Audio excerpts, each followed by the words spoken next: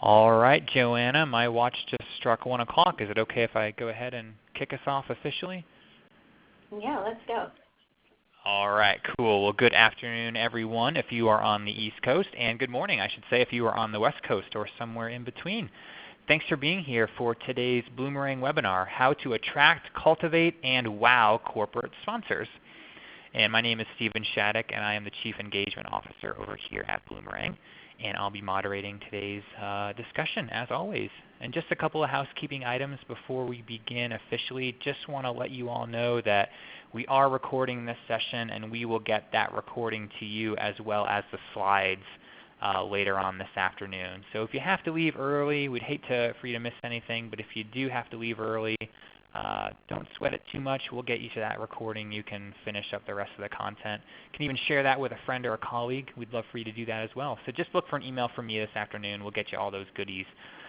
Most importantly, as you are listening today, feel free to use that chat box right there on your webinar screen. I know a lot of you have already done that, so thank you. Please don't be shy about sending questions and comments our way.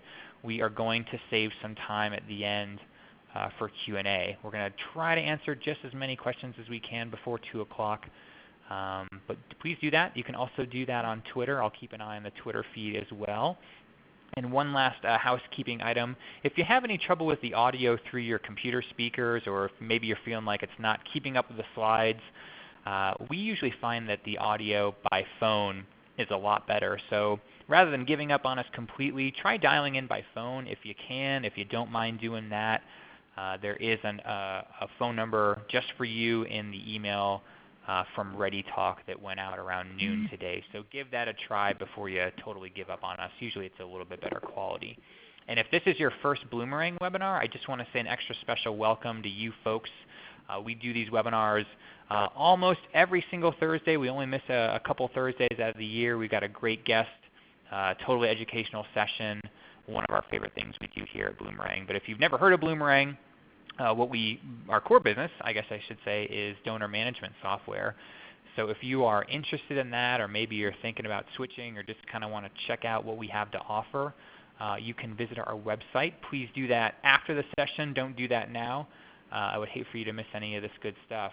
But you can do that. Check out our website. You can even watch a quick video demo and see the software in action. Don't even have to talk to a salesperson if you don't want to. So check that out later on.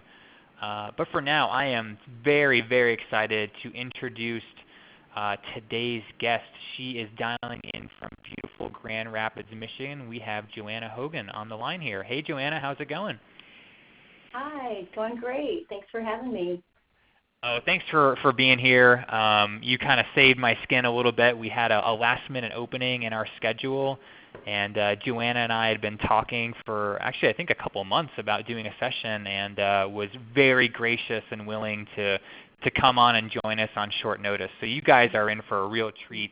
We've got a lot of registrants, more registrants than we normally get, so I think we definitely hit a nerve with this topic as well. So I'm going to pass things over to Joanna in just a second. I want to brag on her real quick. If you guys aren't following Joanna, check out our website, strategicfundraisingcoach.com.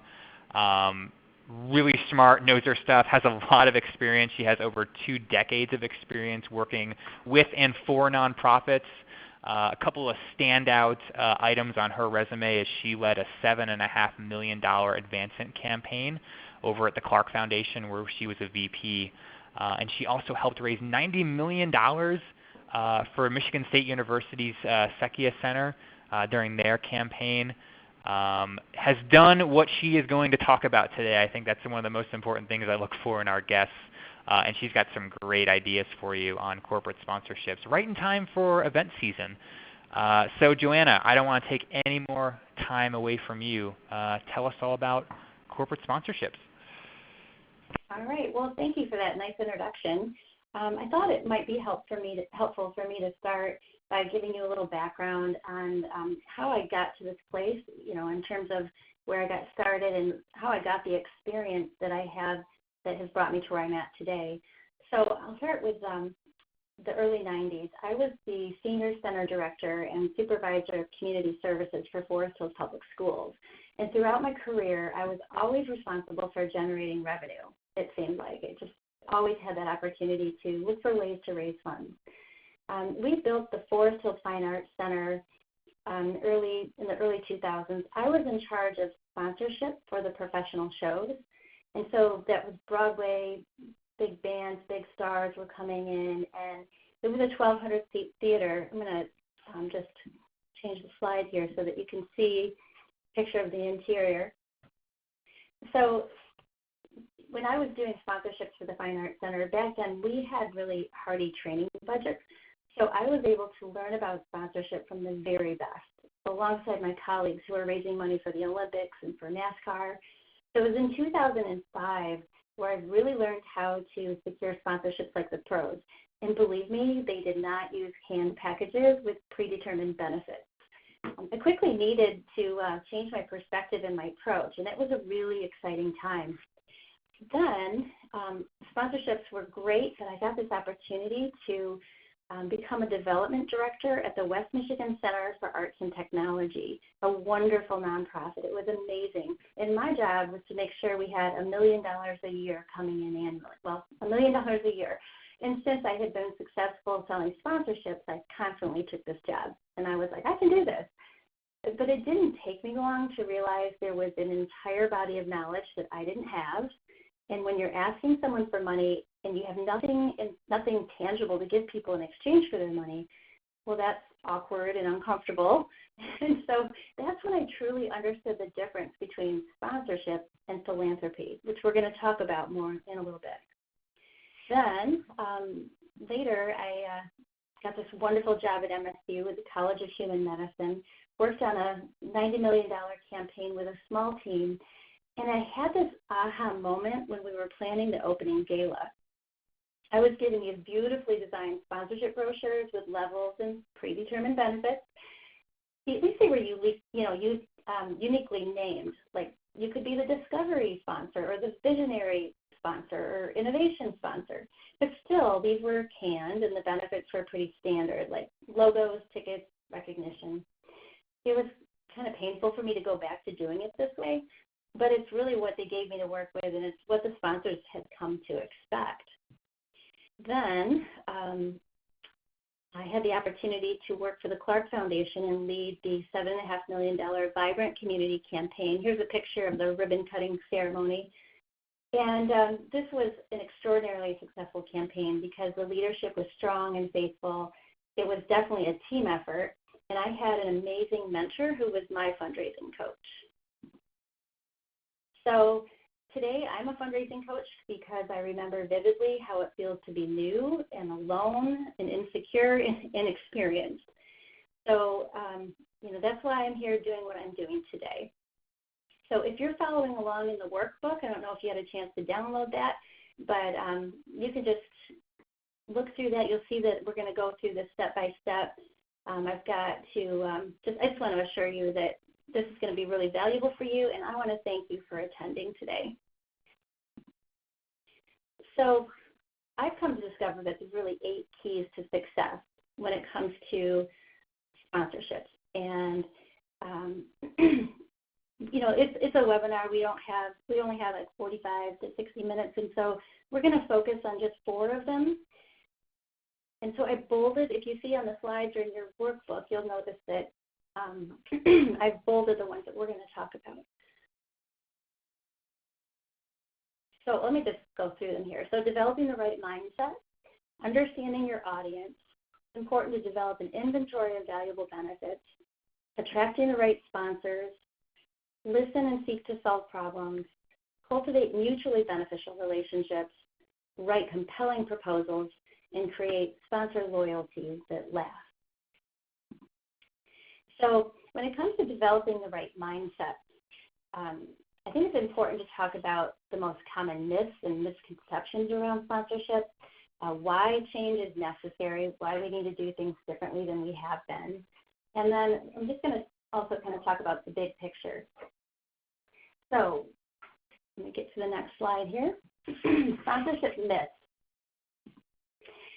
Number 1 myth is that sponsorship is philanthropy.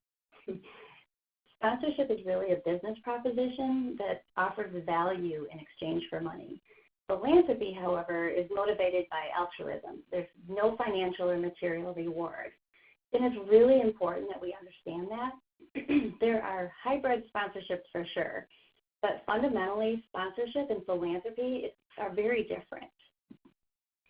Another myth is that money is scarce. We all feel like we're in competition for the same dollars, but there's really no shortage of money. Sponsorship's been steadily growing over the past 10 years, and despite national and global political matters, it's projected to rise another almost 5% this year, bringing it to $24.2 billion in the United States and $65.8 billion globally. So we really can't afford to have a scarcity mentality. I sometimes think we visualize about this pie. We have this pie in our mind, and we think if there's only so many pieces of the pie, right? So if one organization gets a huge sponsorship, well, then there's less money for us. Well, that would be like life is a zero-sum game. And if I were to become richer, then you would have to become poorer. And we know that isn't true. The pie can just get bigger. So we need to remember this. This is just a myth that money is scarce. And then the third myth is that one size fits all. So canned packages, they don't attract big sponsors. We need to move away from predetermined levels with standard benefits to custom packages that help our sponsors achieve their goals. So in terms of, why change? Why should you do things differently? Well, the old way, which is actually the normal way these days, is boring. It's predictable. It doesn't add a whole lot of value for your sponsors. Often those sponsor benefits are kind of hard to measure. And we all know those standard benefits that we provide, like, signage and logo and mentions at the podium, they provide a low return on investment. So we just can't keep doing it that way. The big picture here is that you need to focus on your sponsor's needs and goals and then offer relevant and meaningful benefits. And so this is in your workbook. You'll see there's 4, remember those 8 steps? There's 4 that we're going to cover today. The first one is how to attract the right sponsors.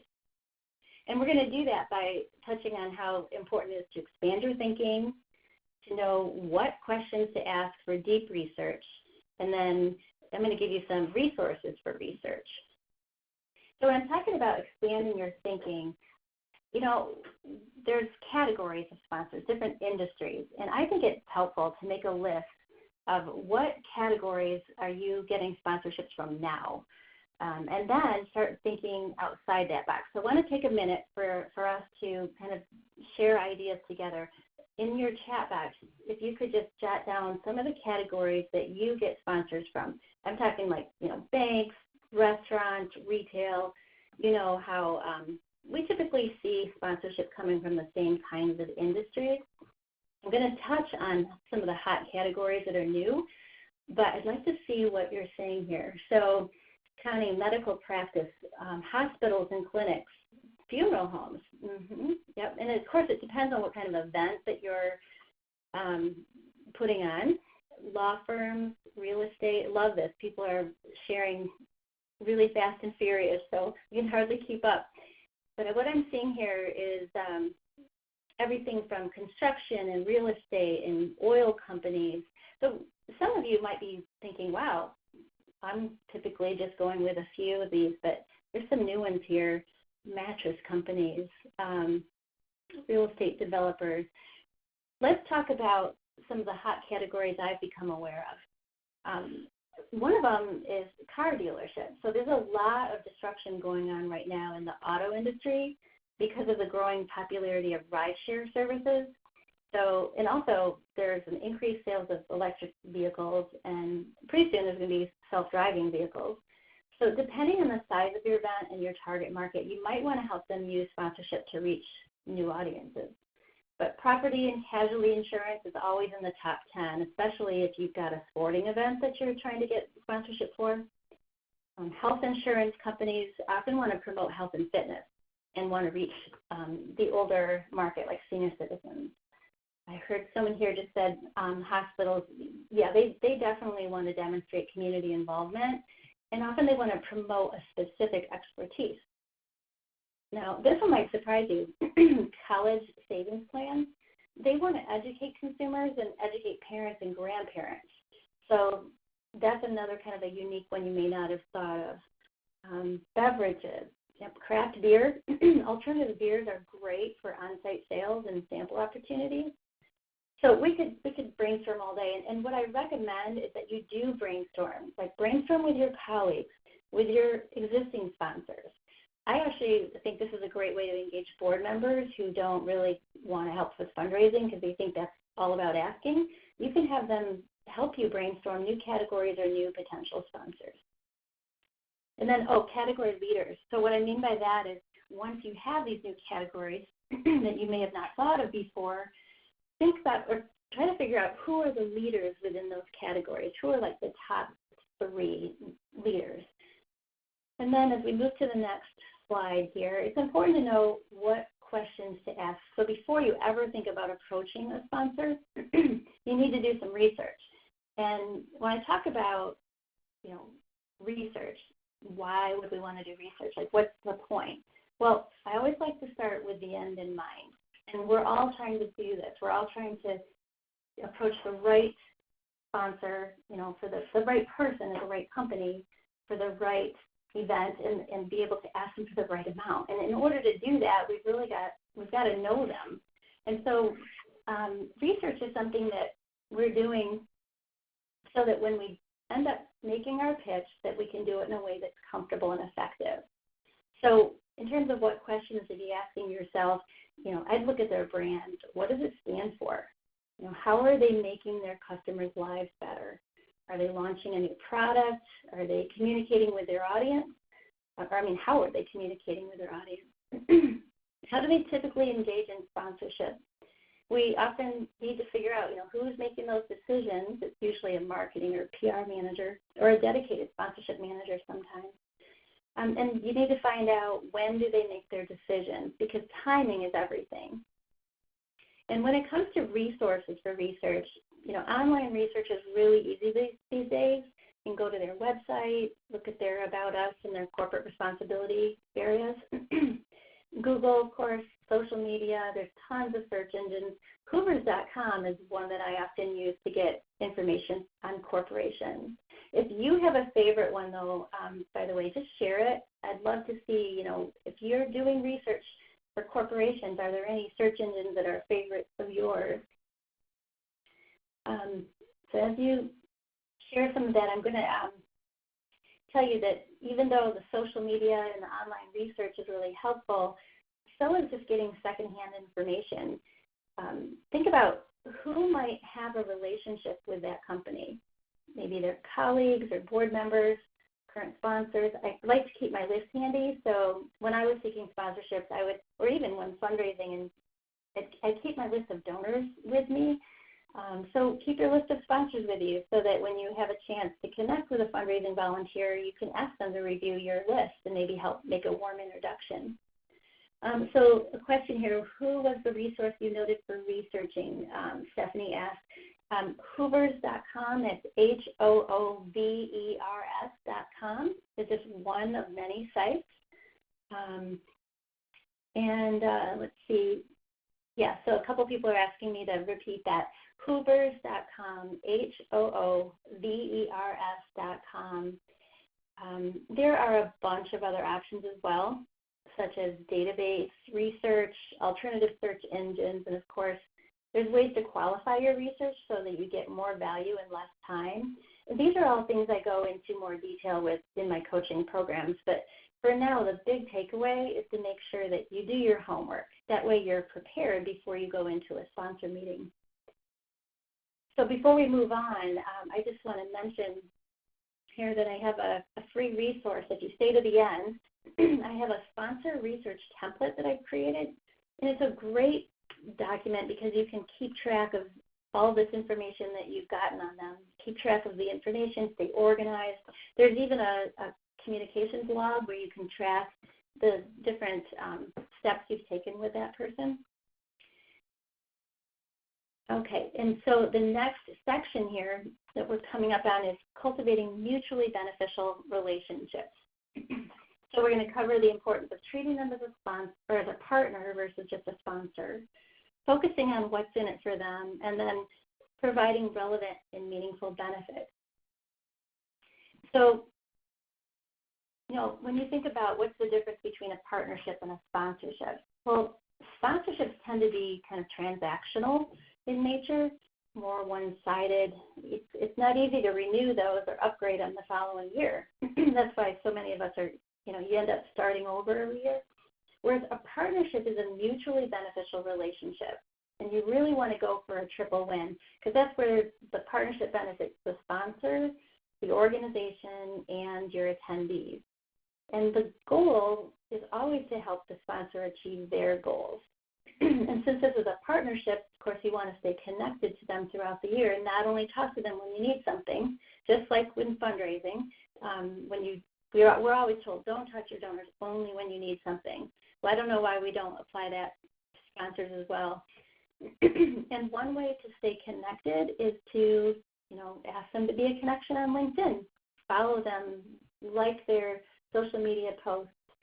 And one thing that's been really helpful to me lately is Google Alerts, because you can go to Google Alerts and you can type in the name of a sponsor, either their company or an individual. And then if something newsworthy happens and in the news and you want to be able to acknowledge that or become aware, you'll just get a little email. And so whenever one of my clients is in the news, I get an email. And then, let's just say one of your sponsors is a company that won an award for being one of the best places to work. Well, then you just got that little trigger. You can send a little email congratulating them. It's just a handy way to stay in touch. Let's see here. So what's in it for them? It's really important for you to understand sponsorship from their perspective and put yourself in their shoes. They're inundated with proposals. So if you want yours to rise to the top, you have to be different. And I always like to say, I always try to remind myself that people don't remember exactly what you said. They remember how you made them feel. So when you're going to have a meeting with a potential sponsor, you really want to take interest in them and find out, what would they like to accomplish with their sponsorship dollars that would be meaningful to them. Do they want you to give access to their target market? Are they trying to increase sales? Do they want to showcase products and services, demonstrate that they share the same priorities and values? Let's see, maybe they even want to change perceptions of their brand. So there's questions that you want to bring with you to a donor meeting. And these are some of the questions. You might even want to write them down because they're really valuable. They're part of a list of 20 discovery questions that I go through in depth with my clients. So you want to get as many of them as you can right now. These are actual questions I've used that have helped me end up providing the right benefits and close deals. So another one is, what's the best sponsorship you've ever done and why? I love it when they'll tell me stories about the best sponsorships they've ever done. And then, what kind of ROI did you get from that? What kind of ROI do you need? And then another favorite of mine is, if you could have any sponsorship benefit that you wanted, what would that be? Now, sometimes these sponsors are really, you might try this and they'll be really surprised because no one's ever asked them before. People typically just go and say, let me tell you all about us and what we need and would you give us money? But by asking them, probing them, talking to them in their language and showing that you already understand their world, where they're coming from, they will be willing to open up and tell you what they appreciate and what they don't appreciate about being involved in sponsorships and what they like and don't like. So that's really part of this whole creating a mutually beneficial relationship. So I'm going to share just a little story here. So this is a picture of the Fine Arts Center where I mentioned earlier, where I sold sponsorships for the professional shows. I thought it would be really great to have a high-end car dealership as a sponsor for one of our professional shows. So since we shared the same target market, I thought, well, maybe they'd like to have their cars on display in the lobby, because you could, through the back, you could actually bring cars into this place. And they pretty much laughed at me when I suggested cars on display in the lobby, because they do that in malls for weeks on end, where there's really high traffic 7 days a week, and I'm basically offering them 1,200 people for a couple of nights. But, once they were like, yeah, no, I don't think that's going to be real valuable for us. Well, then we started talking about, what would be valuable? I wanted to know, what could I do that would actually make a sponsorship so great that they couldn't afford not to do it? And they're like, well, we ultimately need to sell cars, and we want to get people to come to our dealership. So this idea that I think they really are the ones that came up with was to provide valet parking to our patrons. And since the shows were in the winter, it was in March, this particular one, we have a huge parking lot with a long walk to the entrance, and they provided valet parking. So that was a really nice benefit for our patrons. But what they did was kind of cool. They left a treat on the seat along with an invitation to an event that they were having. So there was built-in ROI. They could track what kind of response they got. And I don't remember the numbers, but it was really successful. So the next year they committed to the entire season. So again, just an example where you can go in and you don't have to know what the outcome is going to be. You just go in with the right questions. And then, let's see, I want to answer a couple of questions here. Yeah, when I say ROI, I'm talking about return on investment. Some sponsors really need to prove, they need to justify these sponsorship dollars and demonstrate that they did more business as a result. And if you are giving them benefits that are, some of those standard ones, it's pretty hard to say, yeah, by having your logo here, having the sign here, you actually generated more business.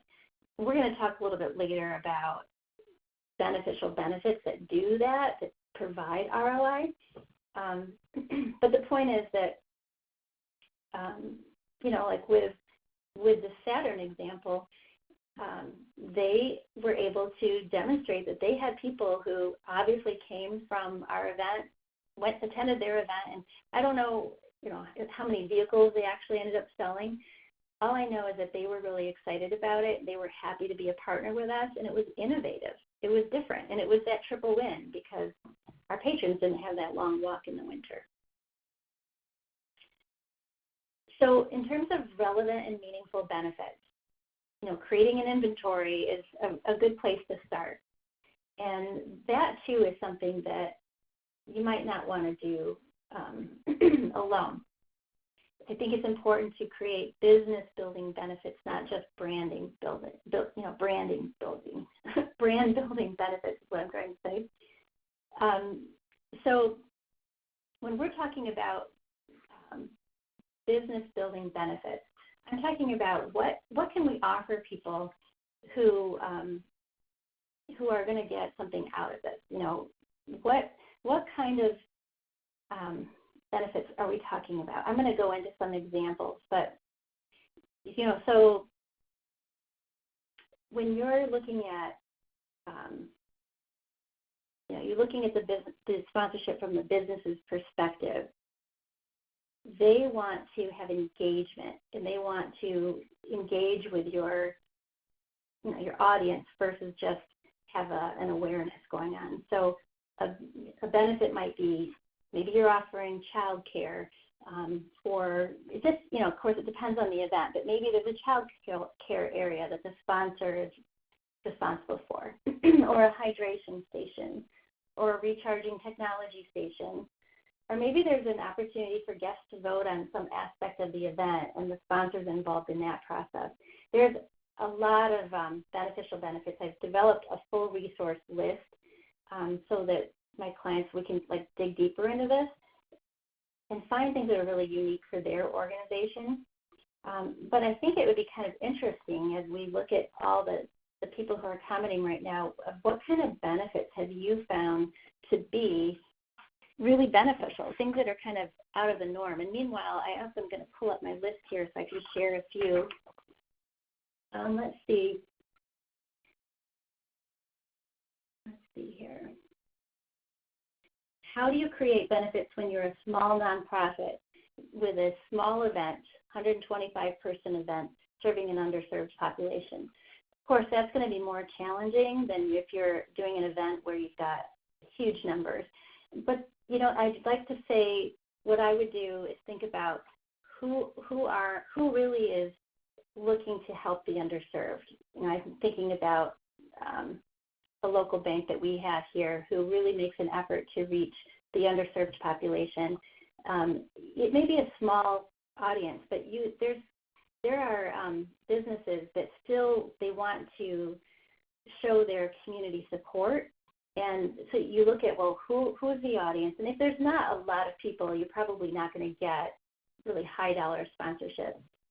But I think it's just important for you to understand, and we're going to talk about this a little later too, understand your audience and look for sponsors who are trying to share that, who do share that same audience. So a couple of extra benefits I'll just mention. There can be on-site sampling, so that allows your participants to interact with the sponsor. Behind the scenes exclusive experience or never before seen footage. You can have where sponsors don't just get the best seats in the house, but they also get to be on stage with the performer. What's tough here right now is I'm talking to you and you're not able to necessarily talk back to me live.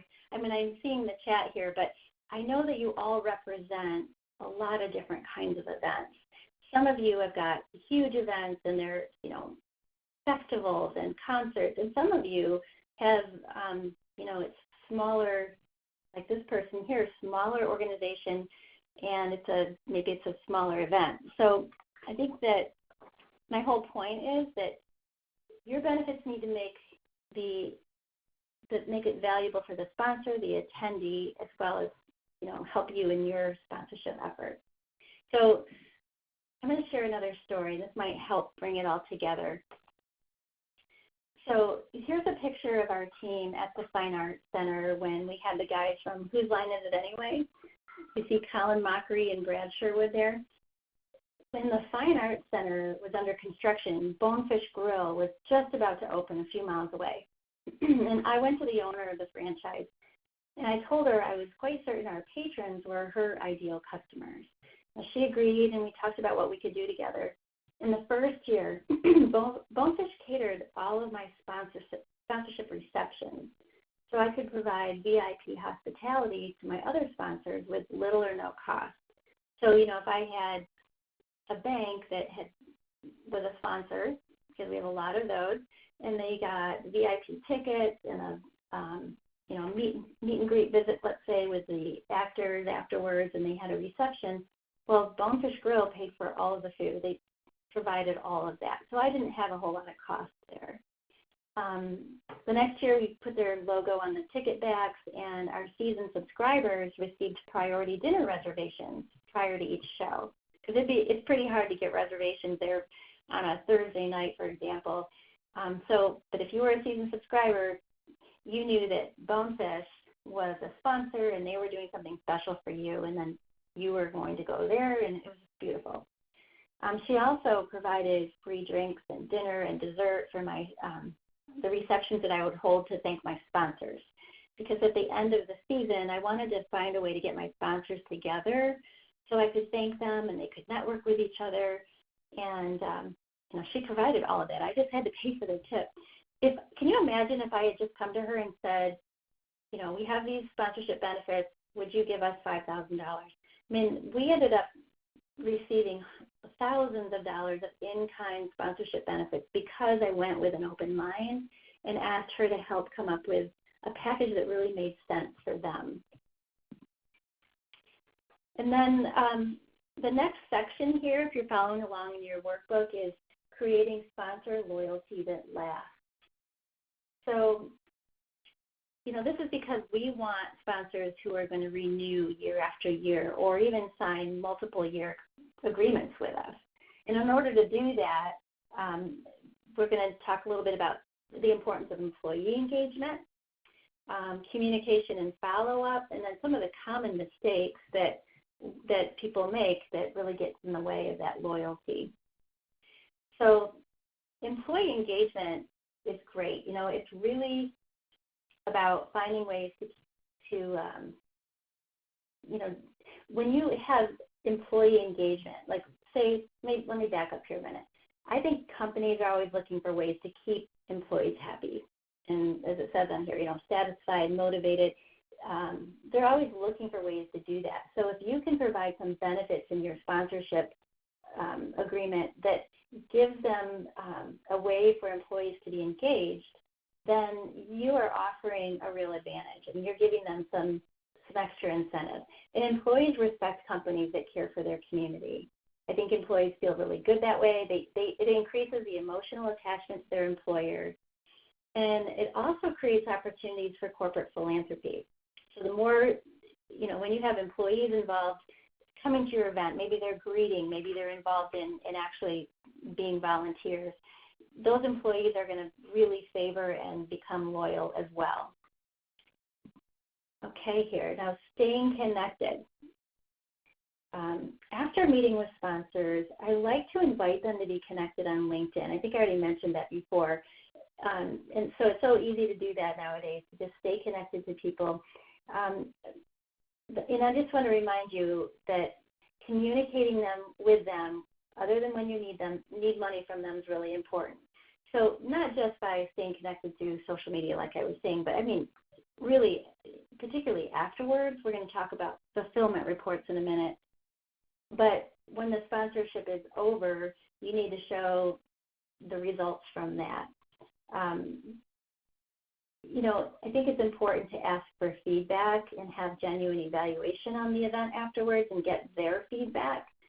In fact, I actually created some post-event sponsor questions that my client used to help them navigate that conversation, because it gives you the opportunity to show the value that you provided, to correct anything that went wrong. It's also a great time to seek a commitment for the next year. And I like to get testimonials, too, from my sponsors. So I think that, by going to them and asking for feedback and evaluation and advice on how you can do things even better in the future is a great idea. And it's a way, again, to develop sponsor loyalty, or to kind of cultivate that. And in terms of fulfillment reports, that's where you provide a recap report or a video afterwards. That can often be the deciding factor in whether or not a company continues their sponsorship with you. These used to be like icing on the cake. If you did these, you were really going over the top. But now, sponsors are expecting them. I think it's important for you to be sure to follow up with them after it's over. And then let's talk about these common mistakes, because if you leave here and do nothing else, I want you to avoid these two most common mistakes. One, information overload. I see this all the time. It's why I created proposal guidelines for my clients, because it's so tempting to lead with how wonderful our organization is. They don't need your annual report. They don't need nearly as much as you think they need. There's so much I could share with you about proposals. We'll have to save that for another time. But again, information overload is a big mistake. And then canned proposals. We talked about this earlier.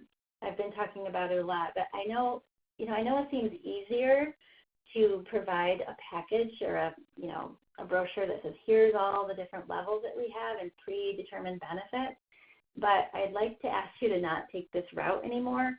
You're not going to get big sponsorships that way with bronze, silver, and gold packages. If you simply can't go all custom, I totally get that. And sometimes, like for me, when I was at MSU, it wasn't in my control. But I would challenge you to start with just one or two, because afterwards, you're never going to go back to doing it the old way. So we've gone over a lot. I'm going to just check here some of the questions again. Stephen, it looks like we're having some issues with the sound. Is that something you're working on here? Yep, I think we're okay. Oh, good. Okay, great. So we've gone over a lot today, and I know it's kind of like drinking out of a fire hydrant. But some of you might be asking the obvious question, which is, how do I make all of this work? Because there's a lot to this. And we haven't even covered how to write compelling proposals or talk about pricing. So, I'm just wanting to let you know that Well, first of all, if you're happy with the way things are going right now, or you feel like you've got plenty of actionable steps you can take from this webinar, that's great. But if you really want to accelerate your growth, or you want to, maybe your event's just too important to hope it comes together and you want a hand, I just want you to know I'm here to support you and can help get you to that next level. Now, you can absolutely learn this on your own, but if you want to take the shortcut, I can teach you what I've learned throughout my career, and that way you can replicate it in your own work. So basically you have two options. You can do this the normal way or the strategic way. So, the normal way pretty much leaves you struggling year after year. But the strategic way, it means you may sign fewer sponsorship deals, but they're going to be bigger and better, and you're going to limit the clutter and then create more opportunities for greater impact. So I'm sure you can guess which way I want you to go. So, if you want to do the strategic way with me, I'm offering individual sponsorship strategy sessions. They're 90 minutes in length. It's where I review all aspects of your sponsorship program, identify key issues and opportunities. I've got tools for process management that I can recommend, and most importantly, help you create those strategies that you need to maximize your chance for success. I'll coach you on how to make a pitch, avoid the common mistakes, review your proposals if you'd like, and you can ask questions. Together, we'll strategize on next steps and troubleshoot, and I can give you meaningful feedback and expert advice. My sessions can be recorded too, so that way if you want to review the information, again, you can do that. And then don't worry, if you're an organization, I have a solution for you too. I'm offering team sponsorship strategy sessions as well. So this is the same great strategic session that I offer for individuals, but it's customized for larger organizations. We start with a 45-minute session with the team lead, so that way you can kind of cast your vision and we can strategize on the approach. And then I lead a 90-minute online training and strategy session with your team. So this is really great because you can bring in people from different departments. Sometimes people will bring in someone from the marketing department, which is really helpful. And, as a team, we learn from each other and we learn with each other as we discuss your most challenging sponsorship issues. And even these team strategy sessions, they can be recorded in case someone has to miss or wants to review the information again. And as a bonus, if you do, because Bloomerang's been so great in giving me a chance to talk with you, if you purchase either of these sponsorship packages, you'll receive 3 resources, 4 of them. One is a research template, which is so that you can keep track of everything and stay organized. Sponsor questions to ask before you write a proposal and after when you're wanting their feedback. Beneficial benefits, we talked about that. In case you need some inspiration, that's part of the bonus. And then proposal guidelines, because there are certain things you can do that will ensure your proposal rises to the top. So this is a limited offer, just specifically for you taking this webinar. The individual sponsorship strategy session is only $475, and I have 15 of those available. So, and I've outlined there kind of what's included that I just mentioned, and then a team sponsorship strategy session is $1975, and that's for a maximum of 5 people, although we can add additional people if you want. But I just want you to know that, either way, whether you need some help or whether you're great just doing this on your own, by just being here today and participating in the webinar, you're going to get a free research template, that one that I talked about for keeping track of your sponsorship research. I'll send that to you after the webinar. So just want to make sure you add my email address to your contact address book. That way you're sure to get the free resource. And so here is a live link if you are interested in purchasing an individual strategy session or a team session. And that's on, we'll bring that back here for a minute, but it's strategicfundraisingcoach.com/bloomerang. That's that. But again, I just want you to know that, I hope that you've gotten some takeaways from this, regardless of whether we end up working together in the future or not. Let me go back here, because I think that um, for me, I hope that I hope by listening to all the things that I've shared that maybe if you were feeling kind of stuck, that you were able to get some fresh ideas. I hope this has been helpful. I do feel like I've just given a lot in a short period of time, but there's a lot to cover. And when it comes to those 8 steps, like I said, or those 8 keys to success, I've covered 4 of them, but they're really the most important. So I hope these takeaways are good for you, that this has been really beneficial.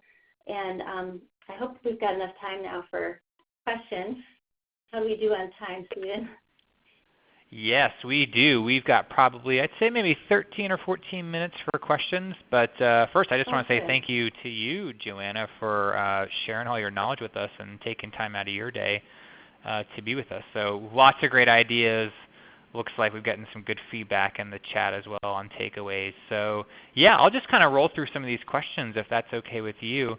And if you have not sent a question in, please do so.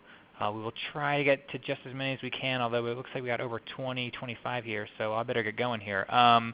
So Joanna, lots of people asking about the gatekeeper. So they've got a good idea for a sponsorship. They know the company or organization they want to reach out to. How do you find that person that's the best person to talk to?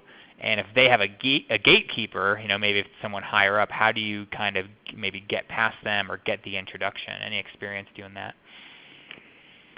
Yeah, I think that there's a couple of things. One is that sometimes you can't even get past the gatekeeper without sending in something. They'll ask for you to send something to them. And so if that's the case, I recommend doing like a proposal brief where you just provide the basic information and also specifically the why you think they would be a great sponsor. So sometimes that's a barrier because they want you to send something before they'll even talk to you. But using your relationship, your warm connections with other people, like I said, getting your board members to help open up that door to the decision maker. A lot of times sponsorship decisions are made not through the traditional way, but I think that it's really important to be persistent too. I mean, it's hard to say a universal strategy because each sponsor, each company has their different ways of talking to nonprofit or development people. I was just speaking with a large bank the other day and asked him, and he said, if they just give me a call, I'll be happy to tell them what they need to know. But they're not all like that. A lot of them are like, go to the website, fill out the form, you'll hear from us or you won't. But because the goal is to get a one-to-one, face-to-face so that you can ask these great questions, I just think tapping into the connections, people are really usually great about making warm introductions for you. It's always better than going in cold. Yeah. I love the idea of leveraging the board members, especially on LinkedIn, because if they're business community members, they probably have a LinkedIn profile and have already a robust network. So I love that idea for sure. Here's a question, and other people have asked variations of this question, but this is from my buddy Lynn. Hey Lynn, how does your approach change, if at all? Maybe it doesn't change if you're seeking a sponsor for maybe like a string of events, like a full season of events, or maybe a full calendar year of events versus just kind of one standalone event. Any change or pivot in the strategy there? Well, that makes it even more important to do it this way because then you're talking about a long-term relationship and you're looking to come up with a plan that's year-round or has, that you can just really talk to them about all of them, not have to go one by one. So I wouldn't change my strategy. In fact, it would make it that much more important. Yep, makes sense. Along the same lines, what if you're seeking a sponsorship from or a sponsorship that is not tied to an event? Maybe it's just kind of a sponsorship of the organization or some other type of reason to get a sponsorship. Yeah, programs or maybe even a building some people have mentioned here. Any difference in the approach there? I don't think so. In fact, to me, it doesn't even matter if you're asking for a sponsorship or you're asking for a major gift from a donor. It's the same thing. We have to kind of remember that 80-20 rule, that you spend 80% of your time listening and asking great questions, and only 20% you're talking about your event or your organization and what you're looking for. Because if you do it that way, because sponsors are individuals, essentially. It's not maybe their money, it's their corporation's money, but they're people who are making these decisions, and I think it's the same. I really do. Yeah, I'm glad you said what you said about major gifts, because as I was listening over the past hour or so, I kept thinking to myself, wow, there are a lot of parallels to major gift fundraising, but I don't know that. I didn't think of that as being very similar, and I wonder if a lot of other organizations also don't maybe make that connection as well. So I'm definitely glad you said that. Here, let me roll through some of these as well. Here's one from Natalie I thought was pretty interesting. How many corporate sponsors should you be cultivating at one time? I mean, again, to make kind of the major gift comparison, you maybe have like a portfolio of potential major gift donors, and it seems like there is maybe a limit to how many one major gift officer can handle and do a good job of all the things you've been talking about. Is there, in your mind, maybe a limit to the amount of sponsors that you should potentially be juggling at one time? Well, of course, it depends on the size of your team and how many people are working on sponsorship. But yeah, I think not only for the sake of you being able to manage maybe only a certain number of them, but you can have that sponsor clutter happen when you have too many. I'd rather have less better ones than a ton of little ones.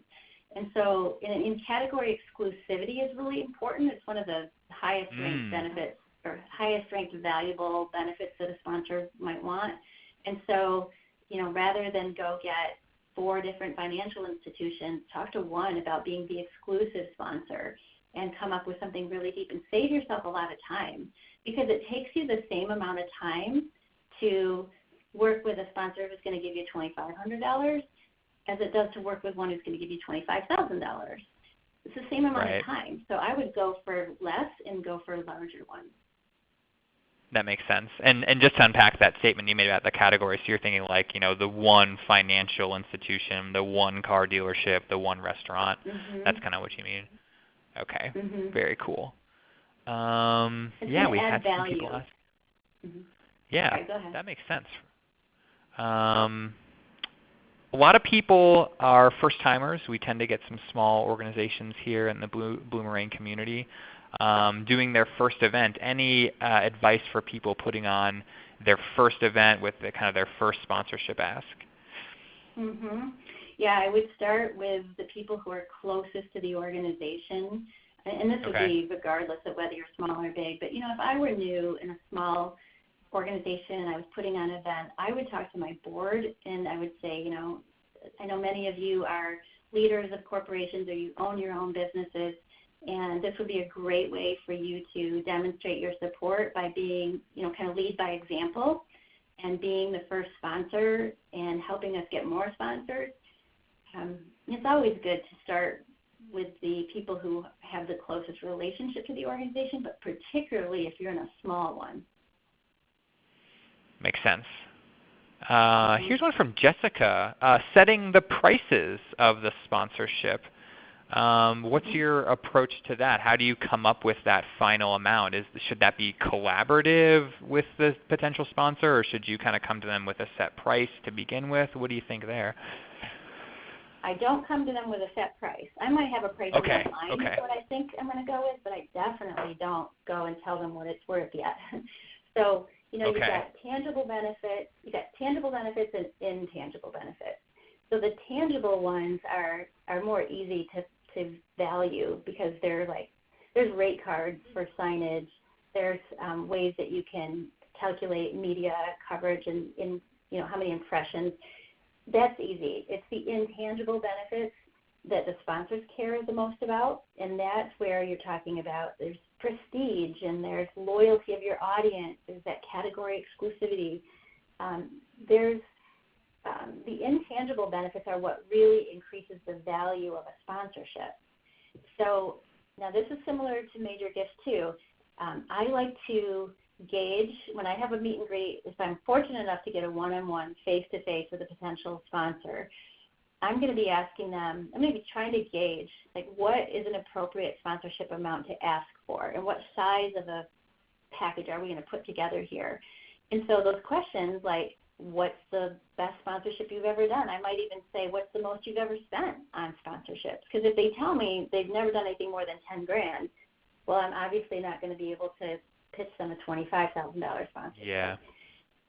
So I gauge, you ask those questions so you can get a sense of what do they typically do. But then asking permission is a great strategy. So you might say, based on all of these great ideas we've come up with together, I would like to put this back together, kind of put this into a proposal format. And if I were to create something based on all of these ideas in the range of $20,000 to $25,000, is that something that you would even consider? Now, you're not asking them to do it. You're just saying, if I were to do this, would you consider? And they may say, no, like we can't do anything at that level, but bring us back something around the $10,000 level. Well, that's helpful to know, or they might say, yeah, sounds good. Well, then when you put your proposal together, you're in the ballpark. And I do that with major gifts too. Whenever I talk to a donor, if I know I'm ultimately going to ask them for a major gift, in a pre-meeting, I'm going to say, would it be okay if I came back and talked to you in the fall about the possibility of making a gift in the range of whatever amount? It's the same thing. And it's just a wonderful strategy because then you're not guessing. When you give them something that's already in the ballpark, you guys already talked about, everything in that proposal is filled with things that you both agreed would be great. So your chances of success are huge compared to just, well, here's what we think it's worth, so what do you think? Perfect. I love it. Makes a lot of sense. Probably got time for maybe one or two questions. Here's one from Susan. In-kind sponsorships. It seems like that if you leave that door open, you could suddenly find yourself with no cash and only a bunch of, in-kind gifts. So how do you kind of balance that so you do get the materials you need, maybe if it's like linens or printing or that kind of thing, but you also get the cash in the bank? How do you kind of strike that balance? I think that, of course, it's more important that you get the cash most of the time. Yeah. So when you're talking about helping come up with benefits that are going to really move the needle for that corporate sponsor, them giving you in-kind support doesn't usually do that. It's a way for them to make a contribution that doesn't cost them as much because they can do it that way. But there are exceptions, like with a restaurant. Like with the restaurant, it worked because it saved me money, but it also got my patrons tasting their food and going to their restaurant. So there's where an in-kind kind of accomplished both things. But I do think that going after in-kind just to save yourself from having to buy things is not going to be all that helpful. That makes sense. Very cool. Well, we're about a minute away from 2 o'clock, and I want to be respectful of everyone's time, especially if maybe they skipped lunch to be here. I know how it gets if you haven't had your sandwich. So, Joanna, any last words? You're going to send people that template. Do I have that correct? Yes, I have that free research. It's a sponsor prospect research document where you can keep track of everything. Everyone that has participated in this webinar will get that for sure. And then if you're interested in working with me, that they can go to that link, and then there's a lot more there available too. Either way. Great. Okay. So you'll get that awesome resource from Joanna, and then you're going to get the slides and the recording from me this afternoon. So be on the lookout for that in case you want to relive any of this content. But do take advantage of Joanna's offer. Obviously, she's a wealth of knowledge, and she'll take you through the rest of this process with some more good advice. So, Joanna, thanks for being here. This was really fun. Learned a lot. All right. Great. Thanks for having me. And thanks to all of you for hanging out with us for an hour. For sure, it was fun for you to be here. We have some great webinars coming up for the rest of the year. We're taking next week off. Hope you don't mind. I'm going to take a little bit of a break since we've been kind of going every Thursday since the beginning of the year. But we are back 2 weeks from today with one of our favorites, Claire Axelrod, my buddy from the West Coast. She is awesome. If you've never heard her speak or heard a webinar from her, definitely check this one out. She's going to talk about how to break down that silo between marketing and fundraising, which I know firsthand. My wife is in marketing at a nonprofit, and she can attest to it. I hear it just about every night. So I'm going to be looking forward to some good advice on that one. But check that out. If you are in either marketing or fundraising, maybe if you do both, you're going to get something out of that session as well. So check it out. Totally free 1 week from today. We've got lots of other webinars. We are scheduled all the way out to December, in fact. So check out all the available webinars we've got. We'd love to have you back here some Thursday. So we'll call it a day there. Look for an email from me with the recording and the slides. You'll get an email from Joanna here soon as well with that template. But hopefully we'll see you again in a couple weeks. So have a good rest of your Thursday. Have a safe weekend, and we'll talk to you again soon.